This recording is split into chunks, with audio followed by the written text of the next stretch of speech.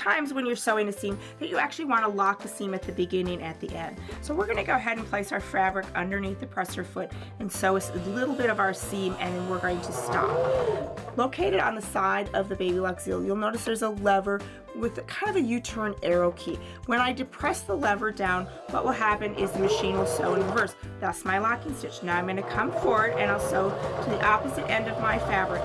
Where you're going to use that locking stitch is oftentimes in piecing. You'll use a locking stitch a lot of times in garments. If you are make a lot of totes or a lot of handbags, it's a great way to secure that seam at the beginning and end. So now I'm at the end. I'm going to go ahead and stop. Again, press down on that reverse key, and I'm going to reverse, come forward, take my needle out of the fabric, raise my presser foot, use that thread cutter, and here's my beautiful seam. So you can see creating a secure seam on the Baby Lock Zeal is easy with the reverse function.